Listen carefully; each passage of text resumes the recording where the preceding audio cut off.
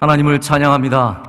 네, 하나님께서 우리 교회 은혜 주셔서 이렇게 다시 10%로 모이게 하셨는데요. 느낌으로는 20%입니다. 네, 굉장히 이렇게 우리 사랑하는 교인들과 다시 얼굴을 마주하고 예배를 드릴 수 있어서 너무 감사하고, 하나님께서 분명히 이 자리에 우리와 함께 하시며 우리의 예배를 받아주실 줄로 믿습니다. 오늘 계속해서 베드로 전서의 말씀을 전하는데요. 너희 속에 있는 소망에 대한 말씀입니다. 여러분, 우리 속에 있는 소망이 무엇일까요? 우리 속에 있는 소망이 무엇인지 한 번씩은 스스로에게 물어봐야 될 것 같습니다. 성경은 우리 속에 있는 소망에 대해서 단 한 가지의 답을 갖고 있습니다. 그것은 바로 예수 그리스도입니다. 주님만이 우리 속에 있는 우리에게 영원한 소망임을 얘기하고 있습니다. 오늘 말씀은 바로 그 우리 안에 있는 소망, 우리가 그토록 아끼고 사랑하는 이 소망을 굳게 붙잡고 이 땅 가운데서 복음을 전하며 환난과 핍박과 고난을 받을 때에도 의를 행하며 복음을 전하는 자들로 살라는 베드로의 이야기가 담겨져 있는 말씀입니다. 여러분, 우리가 복음을 전할 기회를 얻으려고 항상 힘써야 하거든요. 어쨌든 복음을 전하려고 하는 그 대상들, 기회들, 이런 것들을 귀하게 여기고 그것을 잘 사용할 수 있는 사람이 바로 오늘 말씀에 해당하는 우리 속에 소망이 분명한 사람의 태도입니다. 우리 안에 예수 그리스도가 소망으로 자리 잡지 못하시면, 예수 그리스도가 우리 안에 참 소망이 되지 않으시면 우리는 전도할 수 있는 힘이, 그런 지혜가, 그런 능력이 부족하게 되어 있다라는 말입니다. 그리고 의외로 주님을 증거할 수 있는 기회는 굉장히 다양합니다. 근데 그 의외의 상황 중에 하나가 뭐냐면요, 고난을 받을 때라고 오늘 말씀은 이야기하고 있습니다. 고난을 받을 때에도 복음을 전할 수 있는 기회라는 거예요.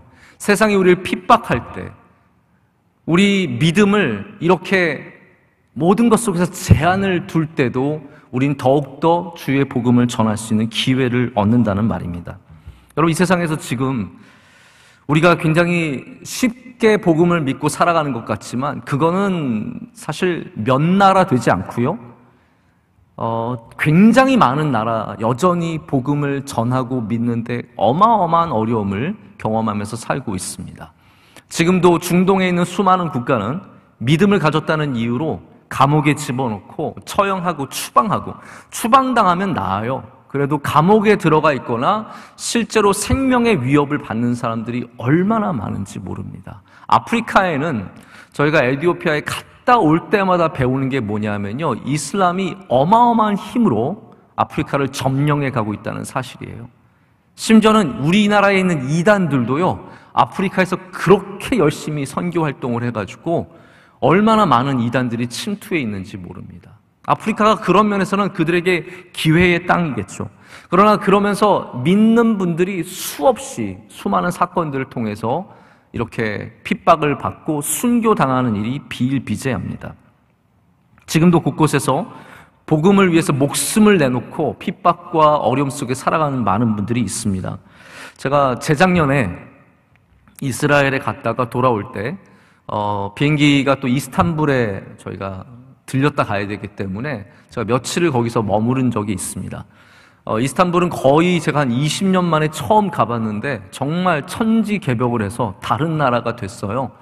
근데 마침 주일이 껴있어서 제가 주일을 잘 보내려고 찾아보니까 거기에 영어로 예배를 드리는 미국인 교회가 아주 큰 교회가 있더라고요. 그래서 길을 걸어가는데 모스크 사이를 많이 지나가서 큰 도로에서 이렇게 작은 골목으로 내려가니까 거기에 미국인 교회가 있는 거예요. 유니온 처치였는데 들어갔더니 놀랍게도 정말로 많은 사람들이 거기서 예배를 드리고 있었습니다. 무슬림의 땅에서 터키는 공식적으로는 그렇게 얘기 안 하지만 사실은 우리가 다 알고 있죠. 그 나라도 굉장히 정교가 분리되어 있음에도 불구하고 굉장한 무슬림의 영향력 속에 있거든요.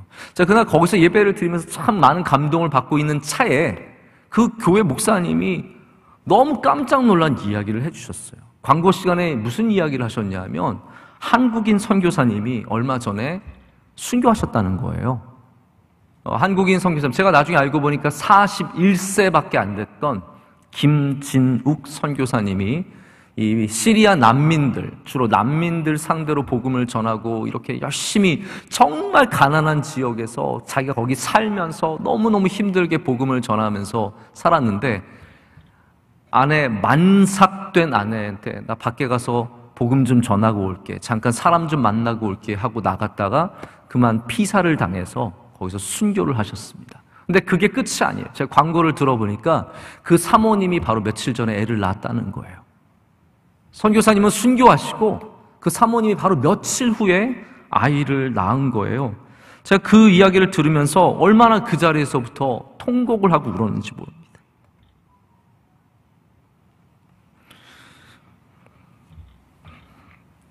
여러분, 우리에게 복된 순간이 있어도요, 슬픔이 있으면 그게 아무 힘이 안 들 때가 있습니다. 너무나 괴로운 이러한 소식을 들으면서 제 마음이 얼마나 아프고 힘들었는지 모릅니다. 그런데 여러분, 지금도 복음을 위해서, 이 의를 위해서 고난을 받고 복음으로 살다가 순교하고 복음으로 살다가 손해보고 복음으로 살다가 욕먹는 일들이 많습니다. 그런데 성경에서 예수님께서는 바로 이런 자들에게 복이 있다라고 말씀하십니다. 의를 위하여 핍박을 받는 자는 복이 있다라고 말씀하십니다. 여러분, 그래서 우리는 다시 우리 안에 소망이 무엇인지 질문해야 합니다. 우리가 예수 그리스도를 소망으로 삼는다면 복음을 전하며 그 의를 위해서 살아가는 저와 여러분이 될 줄로 믿습니다. 여러분, 우리가 복음을 어떻게 전합니까? 단순하게 말하자면 우리는 말로 복음을 전해요. 우리는 우리의 입으로써 예수 그리스도를 전합니다. 근데 오늘 성경은 입으로만 전하지 말라는 거예요. 우리에게 너희가 삶으로도, 선한 행실로도, 그 삶으로도 예수 그리스도의 향기를 드러내라고 말하고 있습니다. 그래서 복음을 전하는데 여러분 꼭 이 두 가지를 기억하시길 바랍니다. 첫 번째는 바로 15절의 말씀입니다. 15절의 말씀에 이렇게 적고 있죠. 너희 속에 있는 소망에 관한 이유를 묻는 자에게 대답할 것을 항상 준비하되 온유와 두려움으로 하고. 아멘. 여러분, 그렇습니다. 우리는 대답할 준비를, 이 복음을 전할 준비를 항상 마음속에 갖고 있어야 합니다. 그러면서 세상을 두려워하지 말고, 그 사람을 두려워하지 말고, 이 내 안에 있는 소망의 확신을 갖고 우리는 대답할 것을 준비해서 나가야 합니다. 그래서 우리는 지금도 말씀으로 복음을 전하는 겁니다. 말로 복음을 전하는 겁니다. 그런데 오늘 말씀은 거기서 머물지 않고 우리가 우리의 삶으로 전해야 할 것을 얘기하고 있습니다. 그것이 16절입니다. 선한 양심을 가지라. 이는 그리스도 안에 있는 너희의 선행을 욕하는 자들로 그 비방하는 일에 부끄러움을 당하게 하려 함이라. 아멘. 여러분, 그렇습니다. 우리가 선한 행실로 주님께서 기뻐하시는 삶으로 살아갈 때 세상의 사람들은 우리를 보면서 부끄러워할 것입니다. 그 부끄러움 속에서 그들은 바로 예수 그리스도를 발견할 수 있게 됩니다. 그래서 오늘 말씀은 제가 이 두 부분에 대해서 여러분과 좀 말씀을 나누고자 합니다. 여러분, 하루 잘 보내셨습니까? 네, 오늘 하나님께서 주신 은혜가 있으셨습니까? 네, 오늘 이렇게 오랜만에 2021년 와서 처음으로 대면 예배를 드리니까요, 완전 감개무량합니다. 정말 이렇게 감사할 수가 없고, 누가 저에게 예배의 본질을 따지시는 분들이 20명이나 10%나 100%나 똑같습니다. 그럼 저는 아니요! 본질적으로는 똑같으나 현실적으로는 완전히 다르다는 것을 말씀을 드리고 싶습니다. 오늘 이렇게 10%라고 하는데 이렇게 모여 있는 것만 해도 얼마나 예배가 더 많은 감격이 있는지 모릅니다. 아니, 어쩌면 잘 못 모이니까 이 감격이 더 큰 것 같습니다. 마치 남자들이 군대 훈련소에서 교회 가면 껄껄이 울듯이. 여러분, 한번 그거 가관입니다. 가관. 훈련소에 가면 그 젊은 애들이 등치 좋은 아주 쌩쌩한 애들이 그렇게 멀쩡해 세상에서 살다가 와서 훈련소에서 와서 교회만 가면 울면서 어두운 밤에 이거 부르면서 난리도 아니거든요. 불쌍한 인생들. 마치 뭐 죽으러 온 듯이 울고 있는데 그게 감격이에요, 감격. 여러분 오늘 감격이 있으시길 축복합니다. 우리가 좋은 찬송 들으면 얼마나 감격이 있습니까? 오늘도 우리 특순과 찬양 통해서 얼마나 큰 감격을 누렸습니까? 이 말씀도 여러분에게 감동이 되시길 축복합니다. 그렇다면 이 말씀을 통해서 하나님께서 기뻐하시는 일들을 우리가 해낼 수 있게 되는 것이죠. 저는 오늘 오부 예배를 다 설교를 하면서 굉장히 즐거웠습니다. 제가 작년에는 입이 별로 안 헐었는데요. 지금 올해 와서 오늘은 제가 입이 총체적으로 헐었습니다. 아랫입술에 하나, 윗입술에 하나, 혀에 하나. 하나님께서 골고루 딱딱 하나씩 주셔가지고 빈 곳이 없게 헐었습니다. 저에게는 조금 부담이 되는, 체력적으로 부담이 되는 예배지만 저는 정말 감사하고 기쁠 뿐입니다. 우리 명성교회는 여러분 주님 오시는 그날까지 예배 잘 드리는 교회, 모든 예배를 기뻐하는 교회. 제가 항상 조심하는 게 뭐냐면요, 힘드니까 제가 예배를 이렇게 오면서 힘들다 그 말 할까봐 제가 조심스럽습니다. 저는 제가 힘든 예배 드리고 싶지 않습니다.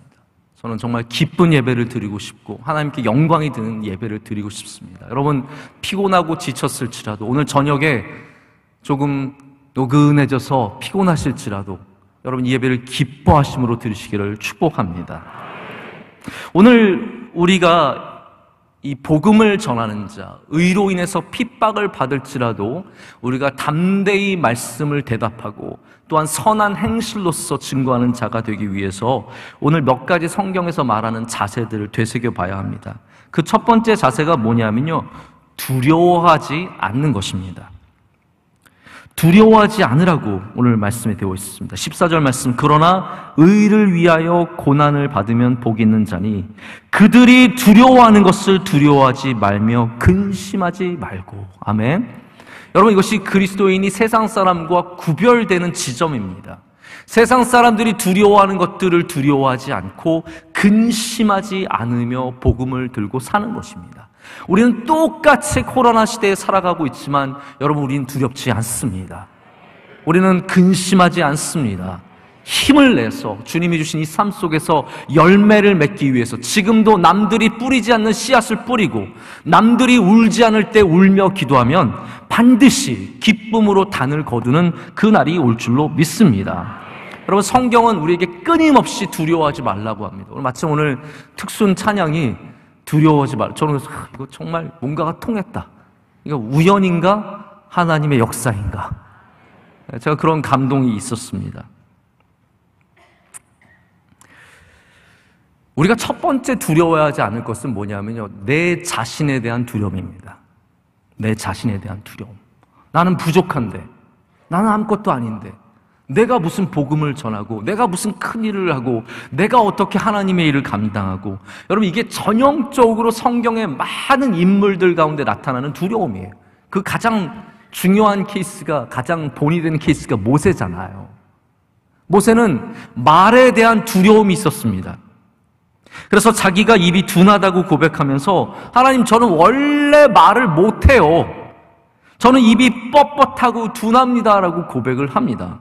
근데 여러분 성경에서 뭐가 뻣뻣하면 하나님께서 싫어하시던가요? 입이 뻣뻣하면요? 입술이 뻣뻣하면요? 아니, 하나님께서 입술이 뻣뻣하다고 싫어하신 적 한 번도 없습니다. 말 못해도 괜찮아요. 그런데 하나님은 목이 뻣뻣하면 싫어하셨습니다. 목이 곧고 뻣뻣한 자들, 교만함을 싫어하셨지 말의 부족함을 싫어하신 적이 한 번도 없습니다. 그래서 모세는 하나님께 쓰임받습니다. 여러분 이걸 아시죠? 목만 부드러우면 우리는 언제든지 쓰임받을 수 있습니다. 마음만 부드러우면 언제든지 쓰임받을 수 있습니다. 입술이 부족한 거 아무 상관없습니다. 하나님께서 그런 걸로 쓰시는 게 아닙니다. 여러분, 우리는 내 자신에 대한 두려움을 내려놓고 주님 앞에 겸손해져야 할 줄로 믿습니다. 근데 모세만 그런 게 아니에요. 거의 똑같이 예레미야도 그렇잖아요. 여호와의 말씀이 예레미야에게 임했을 때 하나님께서 나타나셔서 내가 너를 태어나기 전부터 너를 구별하였고 택하였고 막 하나님이 엄청 설득하십니다. 여러분, 하나님은요 때로는 굉장히 설득적이세요. 그 이해가 가십니까? 우리가 가만히 그냥 말 한마디 하려면 말고 싫으면 말고 이게 아니라 우리에게 오셔서 굉장히 설득하십니다. 야, 네가 있어야 되고 네가 소중하고 내가 널 얼마나 눈여겨봤는데 너는 그냥 그렇게 된 게 아니야. 너가 태어나기 전부터 나는 너를 택했고 너를 귀하게 여겼어. 그러니까 가. 그랬더니 예레미야가 뭐라고 합니까? 주 여호와여 보소서, 나는 아이입니다. 이 아이란 뜻이 무슨 말이에요? 어려서 말을 못한다는 거예요. 하나님, 저는 너무 어려가지고 어버버해요. 제가 말 제대로 못합니다. 여러분, 아이가 말을 잘 못하면 귀엽기라도 하죠. 저희 아이들 아직까지 막 말이 유창하지 않아요. 뭐 그렇다고 영어를 하는 것도 아닌데 한국말이 왜 이렇게 안 유창한지 모르겠어요. 저희 셋째는 아직도 말이 귀여운 구석이 있습니다. 그거 들으면요 너무 귀여워요. 그러나 30살이 목사님 묻었대요. 그러면 그건 징그러워서 다시는 안 만납니다. 예레미야는 하나님 앞에 서서 하나님 저 말 못해요 이러는 거랑 마찬가지예요. 하나님 저 아이예요. 말 되게 못합니다. 근데 하나님께서 그의 입술을 거룩하게 하시죠. 그의 입술을 만져주시고 바꿔주시고 갈 수 있는 힘을 주시는 겁니다. 오늘도 똑같은 말씀이에요. 너희 근심하지 말고 너희 마음에 그리스도를 주로 삼아 거룩하게 하고, 우리가 부족할지라도 입술이 뻣뻣할지라도 아이일지라도 우리 주 예수 그리스도를 주로 삼으면, 구주로 삼으면 우리는 거룩해집니다. 그 사람에게는 능력이 있게 되는 거죠. 그래서 하나님의 일은 잘난 사람이 하는 게 절대로 아닙니다. 주님께서 능력을 주시는 사람들이 감당하게 되어 있습니다. 주님께서 능력을 주시는 사람들은 어떠한 사람들입니까? 주님께서 택하신 사람이요, 주님 앞에 겸손한 사람이요, 주님의 능력을 구하는 사람들입니다. 여러분, 오늘 모두 그런 은혜가 있으시기를 진심으로 축복합니다. 하나님께서는 우리가 내 안에 있는 부족함을 두려워하지 말라라고 말씀하십니다. 내가 너와 함께함이라. 내가 너와 함께함이라. 우리는 그런 걱정하지 말고 오직 주를 우리의 구주로만 삼으면 그 거룩함의 능력 속에 우리가 휩싸이게 되는 그 은혜를 누리게 됩니다. 여러분, 두려움은 두 종류에서, 그래서 하나는 내적인 두려움입니다. 나를 향한 두려움. 내가 할 수 있을까? 저도 그런 참 고민이 들 때가 있습니다. 종종 저에게 이렇게 말하는 기회가 주어지거든요. 어디 해외에서도 어떤 중요한 자리에서 제가 연설을 해야 된다든지 설교를 해야 되는지, 여러분, 저는 진짜 피하고 싶어요. 너무너무 피하고 싶습니다. 그런 자리가 부담스러워요. 안 할 수만 있으면 어쨌든 안 하고 싶어요. 그래서 모든 걸 피하려고 하는데 하나님께서 강권적으로 저를 몰고 가실 때가 있습니다. 그때 제가 제일 싸워야 하는 것이 뭐냐면 내 안에 있는 두려움이에요. 내 안에 있는 두려움. 내가 할 수 있을까? 내가 이 정도밖에 안 되는데 할 수 있을까? 그러나 하나님께서는 그 두려움을 넘어서면은 우리를 붙잡아 주십니다. 세워 주신 다음에는 말씀하게 하시고 능력을 주셔서 감당하게 하시는 거죠. 근데 우리가 내 안에 있는 두려움만 있는 것이 아니라 사람, 외적인 두려움, 바로 사람을 향한 두려움도 굉장히 많습니다. 저 사람이 나를 어떻게 생각할까? 오늘 나 잘했을까? 저 사람이 나를 뭐라고 말할까? 내가 이러면 저 사람 날 싫어하지 않을까? 회사에서도 사람을 향한 두려움이 얼마나 많고 교회에서도 사람을 향한 두려움이 얼마나 많습니까? 그러나 성경은 우리가 사람을 두려워하지 말고 하나님을 두려워라고 가르치잖아요. 이 두 번째 외적인 두려움을 이겨내야 우리가 복음을 전할 수 있는 사람이 됩니다. 근데 제가 이 이야기를 보면서 베드로가 이 말을 하는 것은 굉장히 의미 있다는 생각을 가졌습니다. 왜냐하면 베드로가 사람이 두려워서 예수님을 부인해 본 적이 있잖아요.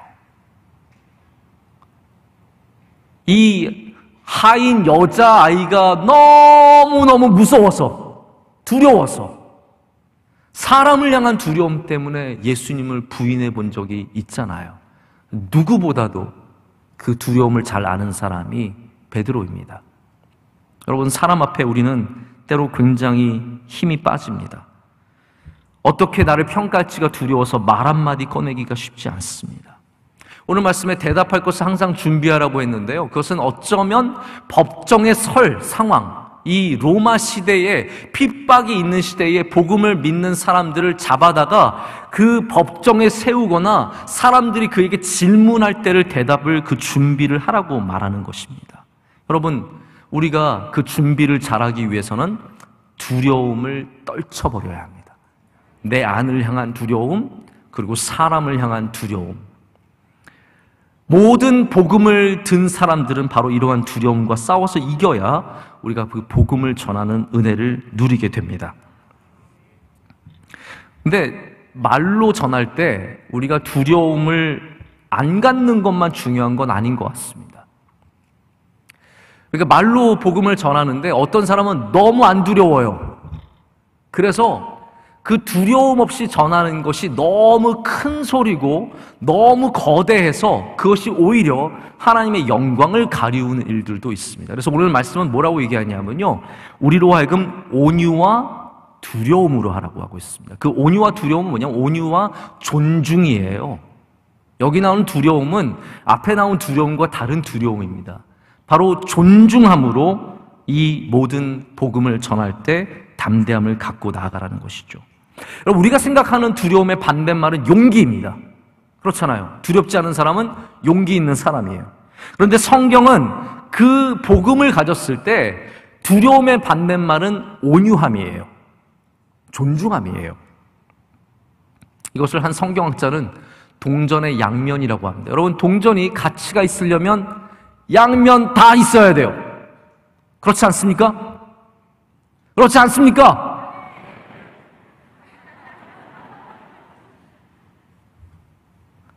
동전이 가치가 있으려면 양면이 다 있어야 돼요. 우리가 복음을 잘 전하기 위해서는 이 양면을 다 가져야 돼요. 어떤 분은요, 세기만 해요. 예수 믿으라니까! 역사를 잡아가지고 이 복음을 전하는 분들도 센 거예요. 두려움이 없어요. 아무한테 나가서 막 들어가서 복음을 전하고 길거리에서 사람들 막 다 서 있는 데 가서 막 시끄럽게 예수 전당! 여러분, 이거 예전에는 이 믿음이 맞는 믿음이에요. 그런데 우리는 지혜롭게 복음을 전하려면 동전의 양면을 생각해야 합니다. 그래서 한쪽은 온유와 존중함이 있어야 됩니다. 이것이 아름다운 모습이에요. 제가 방금 동전은 양면이 있어야 가치가 있다라고 말씀을 드렸는데, 제가 이스라엘 가서 사기를 당했습니다. 어떤 사기를 하나는 사기고 하나는 제대로였어요.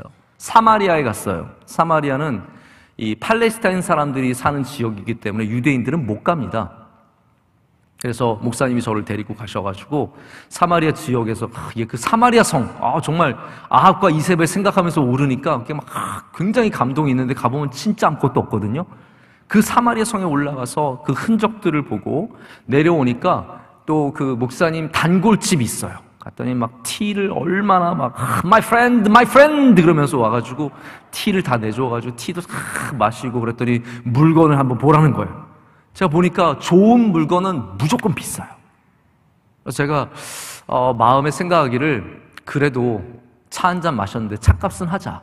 그래서 한번 너한테 있는 동전을 가져와 봐라 했더니 이분이 my friend coins, 로마 코인스 하면서 막 신나가지고 가서 로마 시대 때의 코인을 막 가져왔어요. 그래서 이거는 귀한 거고 이거는 별로 쓸데없는 거고 이건 좋은 거고 그래서 제가 보니까 한 차값 정도 하려면 그래도 한 30불짜리 하나, 뭐 한 20불짜리 하나 사야 될 것 같아서 제가 30불짜리 예쁜 거 하나 골라가서 가져와서 저희 첫째 아들에게 주고 20불짜리 딱 골라서 와서 제가 가졌어요. 근데 숙소에 와서 보니까 20불짜리 뒤를 보니까 아무것도 없어요.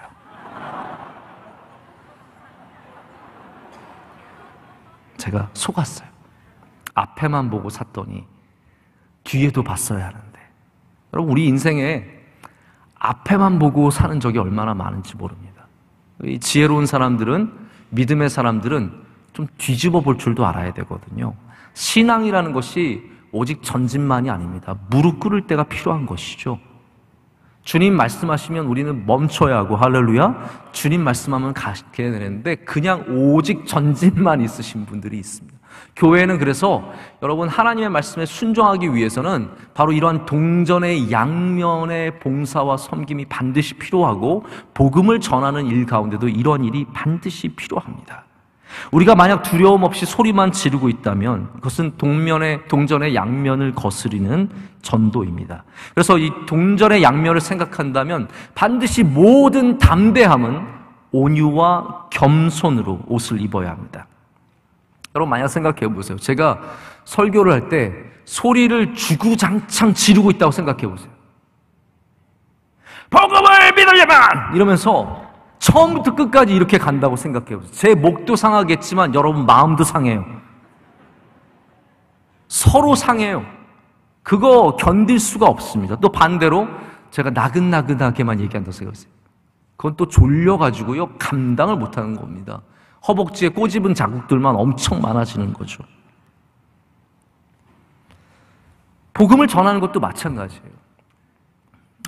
개그맨 중에 정영돈이라는 사람이 있어요. 제가 예전에 지금은 없어진 프로그램인데 무한도전을 보는데 거기 노래를 막 부르는 그러한 에피소드였는데, 이 정영돈이라는 친구가 나와서 노래를 부르고 아주 유명한 가수들이 그걸 평가하는 거예요. 근데 이 친구가 뭐 개그맨이지만 잘 부르지만 그렇게 또 잘 부르는 건 아니에요. 근데 부르는데 뭐 열심히 불렀는데 한 유명한 가수가 이렇게 평가해요. 한 번도 지루하지 않았다. 정현돈의 노래는 잘 부르는지는 모르겠지만 지루하지 않다. 왜 그러냐 그랬더니 크게 소리 낼 때와 작게 소리 낼 때와 빠르게 갈 때와 천천히 갈 때를 너무 조화롭게 한다는 거예요. 노래에 동전의 양면이 있는 거예요. 여러분 복음을 전하는 것도 마찬가지입니다. 복음을 전할 때 우리가 때로는 담대하게 나가지만 여러분 주위에 있는 사람에게 때로는 부드럽게 전해야 되는 것이죠. 우리 교회에서 제가 이분이 집회를 하신 적이 있는지는 잘 모르겠는데 고구마 전도왕이라고 계세요. 혹시 들어보신 적 있으세요? 고구마 전도왕 김기동 집사님. 지금쯤은 장로님 되셔야 되는 거 아니에요? 목사님이세요? 지금은 제일 승진하셨네요. 어쨌든 높아지셨네요. 이분이 근데 고구마 전도 방식이 여러분 들어보셨는지 모르겠지만 이게 쿡 찔러보는 그게 고구마 익었나 안 익었나 봤을 때 쿡 찔러보잖아요. 그래서 자꾸 찔러야 된다. 익을 때까지 찔러야 된다고 하는 분이 그 내용을 이분이 말씀을 하세요. 근데 이분이 4가지 방법을 얘기하는데 제가 보니까 이게 너찌 전도예요. 이게 쿡쿡 찌르는 전도 있잖아요. 우리가 밖에 나가서 예수 믿으세요도 좋지만 그냥 아는 사람한테 쿡 가서 야, 교회 나와봐 이런 것도 전도거든요. 이분의 전도 방식은 이런 쿡쿡 찌르는 너찌 전도 방식이에요. 제가 이렇게 보다가 이거 굉장히 동전의 양면을 갖고 있는 것 같아서 여러분께 이 말로 전도하는 방식 한번 제가 소개를 잠깐 해보려고 해요. 이분이 4개의 젓가락을 얘기를 합니다. 첫 번째 젓가락은 뭐냐면 이렇게 말하는 거래요. 물어보는 거예요. 예수님 믿으세요? 이렇게 물어보는 거예요. 예수님 믿으십니까? 그러면 이제 고구마 중에서 우리 인간이 고구마인데 예수님 조금 믿고 싶은 사람은 아니요 안 믿는데요 이렇게 대답하는데 어떤 사람은 관심 없어요. 집사님이 목사님이 말씀하시기를 그 고구마는 생고구마래요. 하나도 안 들어가는 고구마, 생고구마. 근데 이분이 재밌어요. 고구마를 우리가 찔러봤을 때 이게 뭐 중국산인지 일본산인지 제주도산인지 무슨 관계가 있냐. 그냥 생고구마인지 아닌지만 알면 된다 라고 얘기를 하면서 무조건 물어보라는 거예요. 예수님 믿으세요? 라고 했을 때 생고구마면 또 얘기하라는 거예요. 2번째 젓가락 들어갑니다. 이제 2번째 젓가락은 뭐라고 들어가냐면 그래도 믿으면 좋아요 라고 얘기하는 거래요. 괜찮죠? 네? 그래도 관심 없어요. 그러면 우리 되게 뻘쭘하잖아요. 그땐 담대해져야 되는 거예요. 두려움을 떨치고 담대해져서 대신에 온유하게, 에이, 그래도 믿음은 좋잖아요. 할렐루야? 얼마나 좋은 말입니까? 믿음은 좋아요. 나중에 후회하지 말고 이렇게 좋을 때 믿으세요. 이렇게 얘기하면은 이게 거기에 이제 고구마가 약간 열리는 거예요. 익어가는 겁니다. 쑥 살짝 들어가는 고구마가 있다는 거예요. 근데 그래도 아직도 덜 익으면 세 번째 젓가락 들어갑니다.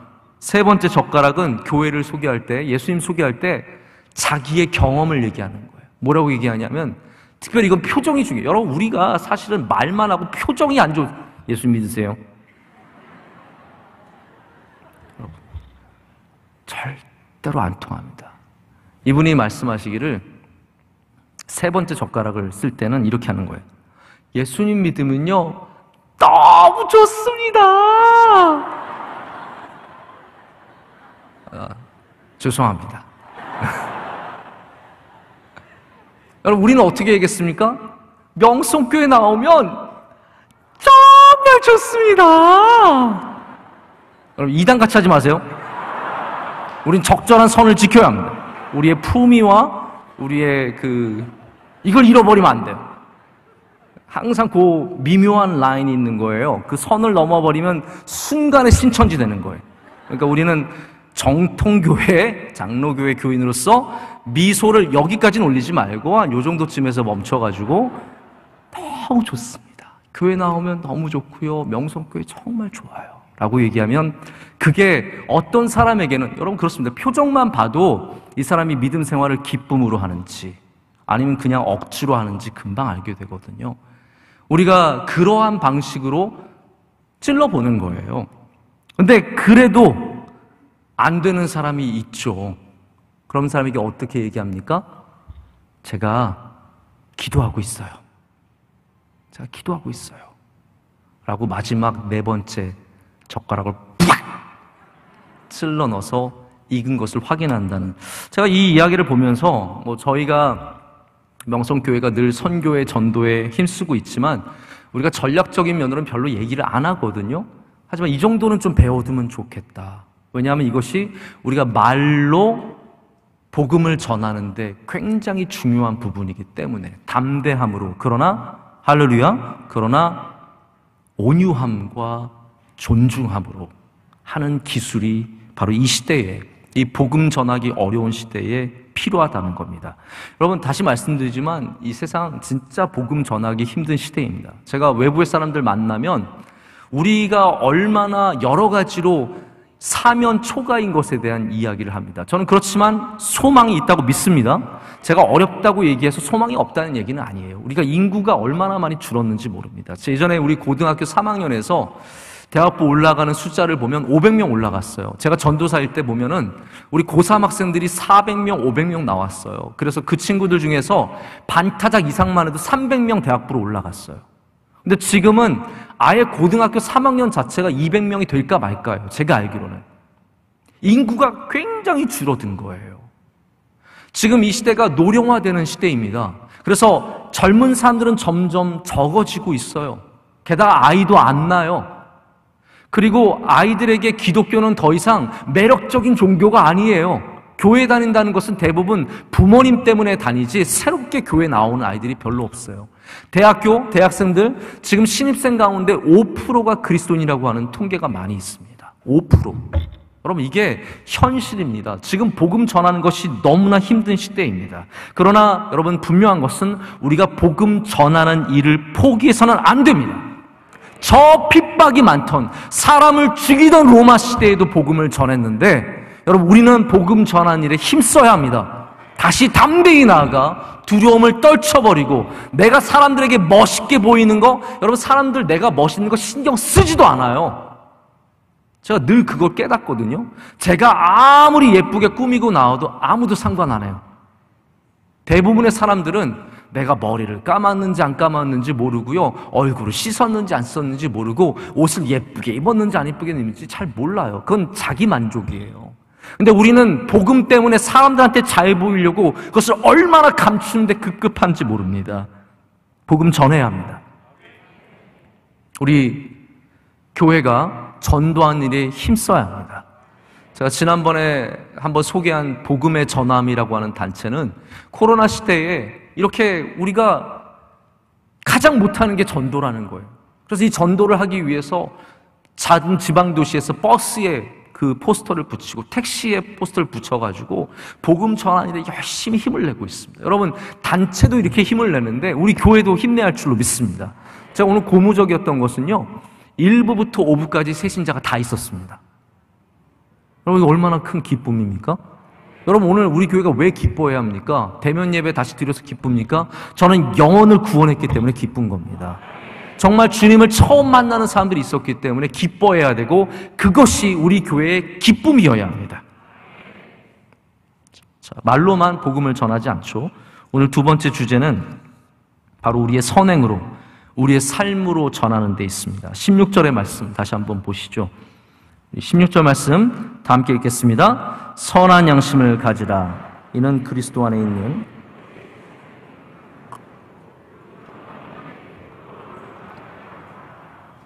아멘.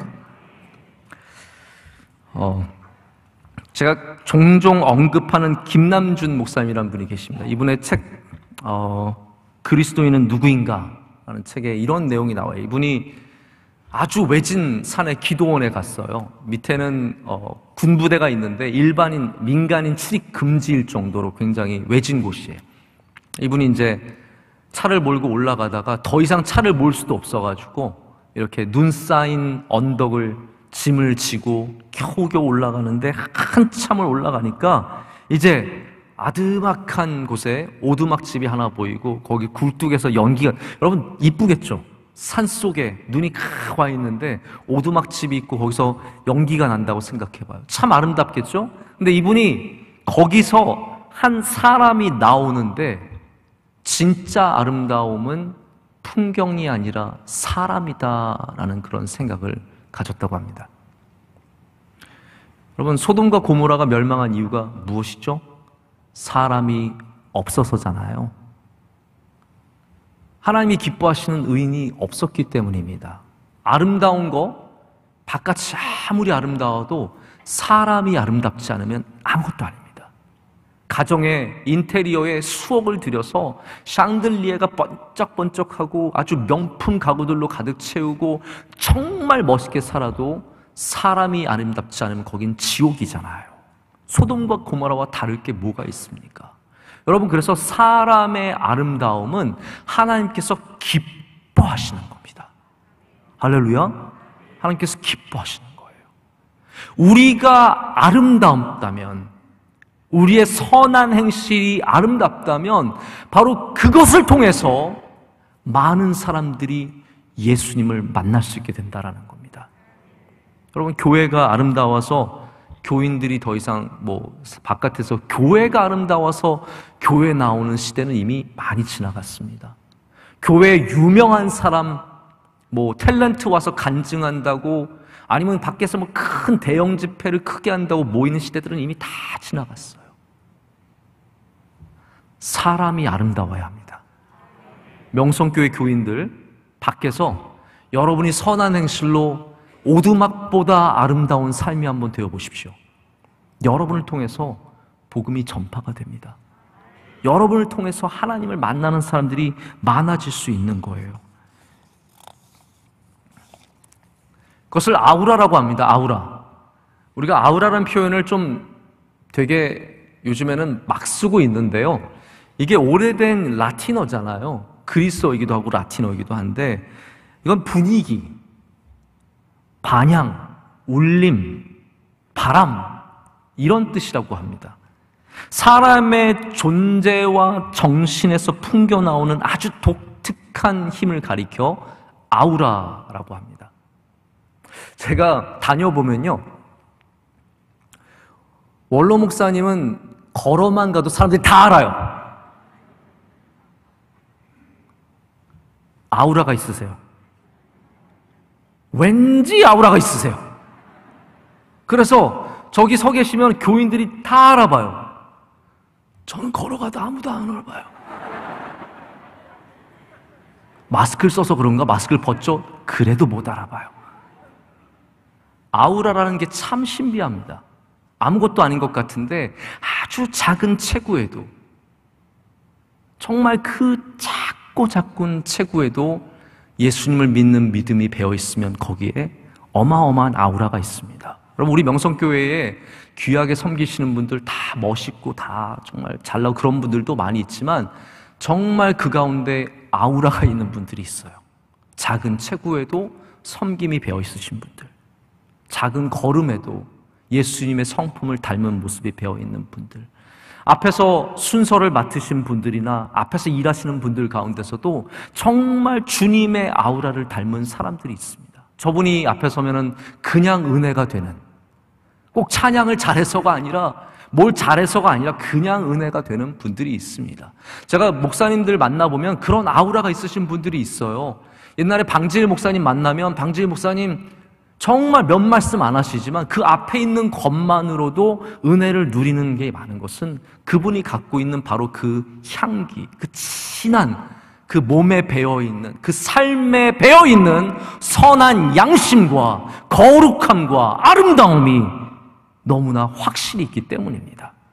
여러분, 전도 어떻게 합니까? 가서 말 잘해도 됩니다. 자꾸 가서 젓가락으로 찔러봐도 됩니다. 하지만 여러분이 예수님을 닮아간다면, 거룩함을 담고 산다면, 복음으로 산다면, 그 선한 행실로, 선한 양심으로 산다면 여러분의 삶이 복음을 전하는 통로가 된다는 것이죠. 여러분, 사람들 가끔 그런 얘기해요. 야, 저 사람은 왜 저렇게 행복해 보이지? 그런 사람들 있죠? 저 사람은 왜 이렇게 행복해 보이지? 저 사람은 왜 이렇게 걱정이 없어 보이지? 저 사람은 어떻게 저렇게 믿음이 좋지? 저 사람은 어떻게 저렇게 은혜가 많지?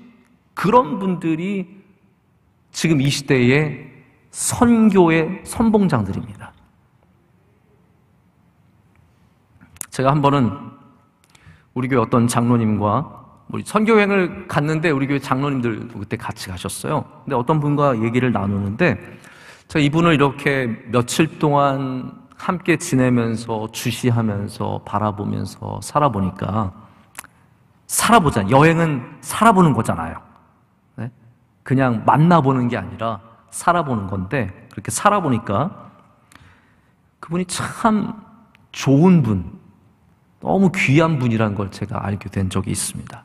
그분의 말씀에 담겨져 있는 신앙, 이렇게 쉽게 휩쓸리지 않고 남을 쉽게 나쁘게 얘기하지 않고 아주 정중하게, 그리고 또한 마음을 담아서 이야기하는 모습들을 보면서, 그리고 예배에 임하시는 태도와 선교를 바라보는 그 시선들을 보면서 제가 이분 참 좋은 신앙인이다, 그 아우라가 느껴져요.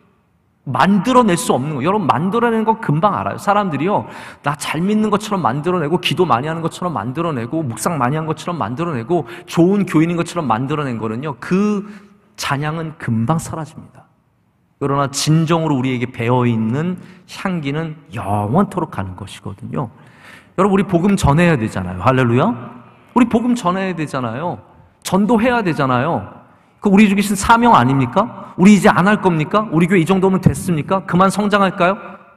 아닙니다. 이것은 성장을 위한 선교가 아니라 사명을 위한 선교거든요. 전도라는 것은 우리가 먹고 살기 위해서 하는 것이 아니라 하나님의 나라를 위해서 우리가 반드시 해야 되는 거거든요. 그러기 위해서는 다시 이 말의 담대함과 온유함과 겸손함과 존중함과 그리고 선한 행실의 아름다운 모습을 갖춰야 할 줄로 믿습니다. 말씀을 맺겠습니다. 제가 어제 새벽에 저 요 며칠 설교를 너무 많이 했더니 무슨 설교를 언제 했는지 잘 기억도 안 나는데요. 어제인 것 같아요. 어제가 토요일 맞죠? 네. 어제 토요일 새벽에 다윗과 요나단의 우정, 응집된 선에 대한 말씀을 드렸습니다. 나오신 분들, 말씀을 들으신 분들은 기억하실 겁니다. 사울의 악을 대항할 수 있었던 것은 바로 요나단과 다윗이 갖고 있었던 우정, 바로 결집된 선의 힘이었다라고 마지막 결론 부분에 여러분께 말씀을 드렸습니다. 여러분, 그렇습니다. 우리가 하나님 안에서 주신 사명을 갖고 선한 행실로 결집이 되면 여러분, 세상이 범접하지 못하는 주님의 공고히 서 있는 교회가 될 줄로 믿습니다.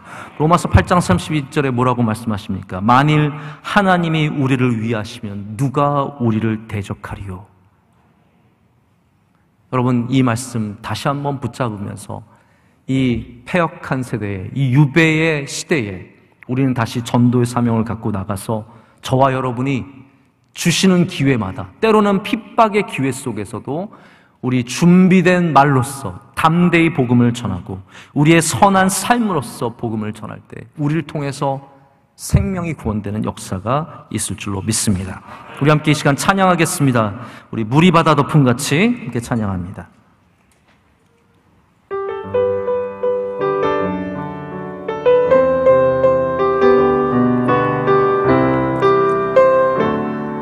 세상 모든 민족이 구원을 얻기까지 쉬지 않으시는 하나님, 주의 심장 가지고 우리 이제 일어나 주 따르게 하소서. 세상 모든 육체가 주의 영광 보도록 우릴 부르시는 하나님, 주의 손과 발 되어 세상을 치유하며 주 섬기게 하소서. 다시 한번 합니다. 세상 모든 민족이 구원을 얻기까지 쉬지 않으시는 하나님, 주의 심장 가지고 우리 이제 일어나 주 따르게 하소서. 세상 모든 육체가 주의 영광 보도록 우릴 부르시는 하나님, 주의 손과 발 되어 세상을 치유하며 주 섬기게 하소서. 물이 바다 덮음같이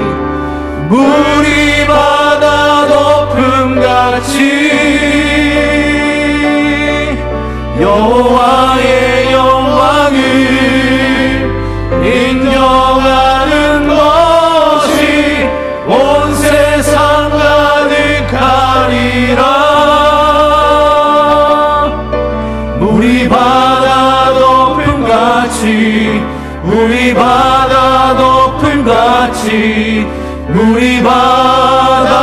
다시 한번 합니다. 물이 바다 덮음같이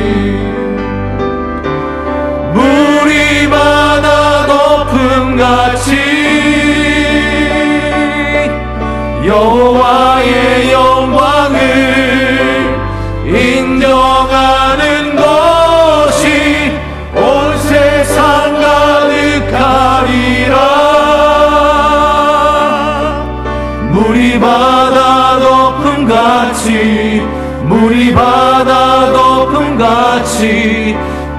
바다 덮음같이 함께 기도하겠습니다. 우리 함께 마음을 다해서 우리 담대하게 기도하기를 원합니다. 기도할 때 하나님, 우리에게 주신 이 귀한 선교의 사명, 이 세상에 살면서 감당하게 하여 주시옵소서. 단 한 번이라도 복음을 담대히 전하게 하여 주시고, 우리가 전하는 그 복음으로 말미암아 많은 사람들이 주님께 나올 수 있도록 주여 우리를 사용하여 주시옵소서. 주님, 우리는 아이입니다. 우리 아이가 아닙니까? 주님, 우리 아이입니다. 우리 입술을 축복하여 주시옵소서. 거룩하게 하여 주시옵소서. 은혜 내려주셔서 복음을 전하는 주님의 귀한 도구가 되게 하여 주시옵소서. 하나님, 우리의 삶 가운데 은혜 내려 주시옵소서. 우리 모두가 하나님이 기뻐하시는 가장 아름다운 아우라를 다 갖게 하여 주시오며, 각자의 삶을 통해서 많은 사람들이 주님께 돌아올 수 있도록 하나님 이 시대에 선교의 도구를 우리로 되게 하여 주시옵소서. 우리 명성교회가 주님이 주신 사명을 감당하게 하여 주시옵소서. 이 모든 기도의 제목 놓고 우리 두 손 들고 주여 삼창하고 기도하겠습니다. 주여, 주여, 주여. 하나님 아버지 감사합니다. 오늘도 주님 말씀을 주시니 감사합니다. 하나님이 어려운 시대에, 복음을 전하기 어려운 시대에 하나님 우리를 부르셨습니다. 하나님 아버지, 교회를 세우기만 하던 부흥하던 시대는 다 지나가고 이제 커다란 교회들이 텅텅 비는 시대가 열렸습니다. 주님, 은혜 내려 주시옵소서. 더 이상 이렇게 놔두지 않겠습니다. 더 이상 이렇게 세상에 끌려가지 않겠습니다. 하나님, 포기하지 않겠습니다. 우리에게 사명을 주신 것을 감당할 수 있도록 주님이 성령 충만케 하여 주시고, 주의 복음을 들고 세상 끝까지 나아가게 하여 주시며, 하나님께 영광 올려드리는 주님의 백성들 삼아 주시옵소서. 주님 오시는 그날까지 물이 바다를 덮음같이 주 예수를 그리스도를 아는 지식이 온 세상을 덮게 하여 주시고, 모든 민족과 몇몇 백성들이 주님께 나오며, 모든 언어들이 주님의 이름을 찬양하며, 모든 사람들이 주님 앞에 나오는 역사가 있게 하여 주시옵소서. 하나님 아버지, 오늘도 이 시간 기도할 때 하나님 우리 심령을 주장하여 주셔서, 우리 입술을 주장하여 주시고, 우리 행실을 주장하여 주셔서 우리를 통해서 많은 사람들이 주님을 알게 하여 주시옵고, 하나님 선교하며 전도하며 주님의 뜻을 이루는 교회와 주님의 성도들이 되게 하여 주시옵소서. 하나님, 우리 마음속에 선교에 대한 열정이 없거든 이 시간 오셔서 우리에게 주시옵소서. 거룩함을 주시옵소서. 주님을 내 안에 갖는 소망을 갖게 하여 주시고, 주님이 우리 소망이 되어서 영원토록 그 소망을 전하며 주 예수 그리스도의 복음으로 살아가는 주의 종들이 될 줄로 믿습니다. 우리 선교사님과 함께 하여 주시고, 우리 목사님 수많은 곳에 가서 여전히 선교의 귀한 사명을 감당하실 때 역사하여 주시며, 함께 하여 주시며, 능력의 능력을 더하여 주시옵소서. 선교의 물결이 끊이지 않도록, 하나님이 샘물이 그치지 않도록 우리 가운데 역사하여 주시며, 끊임없이 주의 은혜를 내려주셔서 하나님 이곳이 헐몬의 이슬이 내리는 곳이 되게 하여 주시며, 가이사라 빌립보가 되어서 샘물이 터져나오는 교회가 될 줄로 믿습니다. 주 역사하여 주시옵소서. 하나님 아버지 감사합니다. 주일 온종일 주님께 예배드리며 주님이 기뻐하시는, 주님이 흠양하시는 예배로 나아가게 하심을 감사합니다. 하나님, 2021년 맞아서 이렇게 첫 대면의 주일 예배를 드립니다. 하나님께서 기뻐 받으신 줄로 믿습니다. 또 저녁에도 이렇게 많은 주의 종들이 모여서 사명을 갖고 예배를 올려드립니다. 주님 기뻐 받아 주시옵소서. 오늘 주신 말씀을 우리가 받기를 원합니다. 아직까지 선교의 사명이 없고 선교의 의지가 없고 선교의 감동이 없는 분들이 있으면 주님께서 오늘 성령 충만케 하셔서 이 고난의 시대에, 의인이 핍박받는 시대에 다시 전도의 끈을 잡고 하나님 기도하며 나아갈 수 있도록 역사하여 주시옵소서. 우리 입술을 주장하여 주시고 우리 행실을 주장하여 주셔서 우리를 통해 많은 사람들이 주님을 만나게 될 줄로 믿습니다. 우리를 사용하시고 사랑하시는 예수님의 이름으로 기도드립니다. 아멘.